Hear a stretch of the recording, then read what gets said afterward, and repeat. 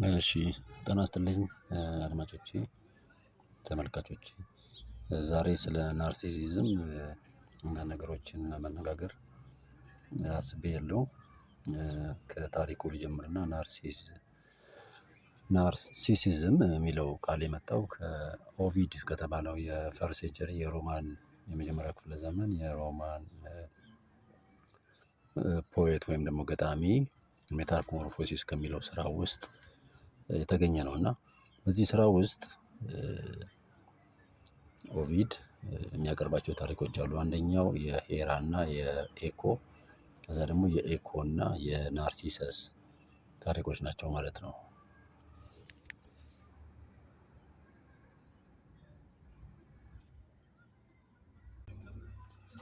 እንግዲህ ሄራ የዙዌስ የተባለው ጣዖት ከአማልክት ወገን የሆነው የእሱ ሚስት የነበረች ነች።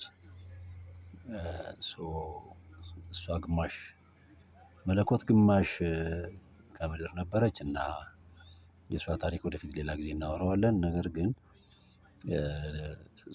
እቺ ሄራ የዝዌስ ፍቅረኛ ነበረች እና ከዝዌስ ጋራ በነበራት ቀጠሮ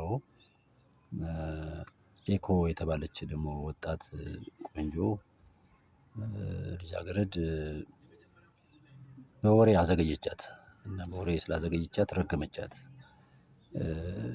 የገደል ማሚቶ ሆነሽ ቅሪ ብላ ረገመቻት። ስለዚህ ከዛ በኋላ ኤኮ እንግዲህ የገደል ማሚቶ ሆና ቀረች ማለት ነው። ናርሲሰስ ደግሞ ቆንጆ ወይም ደግሞ መልከ መልካም እንበለው መልከ መልካም የነበረ ወጣት ነው።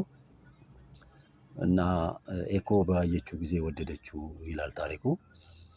ነገር ግን ፍቅሯን ለመግለጽ ያ እርግማን ስላለባት የገደል ማሚቶ ብቻ ስለሆነች ፍቅሯን ልትገልጽለት አልቻለችም ለናርሲሰስ። ስለዚህ ወጣቱ ናርሲሰስ ለፍቅሯ ምላሽ ሊሰጥ አልቻለም። በዚህ የተነሳ ደግሞ አማልክቱ ናርሲሰስን በጣም ተበሳጭተውበት እርሱንም እንዲሁ ረገሙት። ስለዚህ ናርሲሰስ ከራሱ ጋር ፍቅር ወደቀ ማለት ነው። እና አንድ ቀን በውሃ ዳር ሲሄድ የራሱን መልክ አይቶ ወደደው።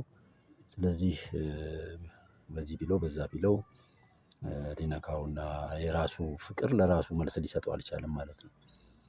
ስለዚህ እንግዲህ ታሪኩ ይሄ ነው። ናርሲሰስ ከራሱ ጋር በፍቅር የወደቀ ወጣት ነው ማለት ነው።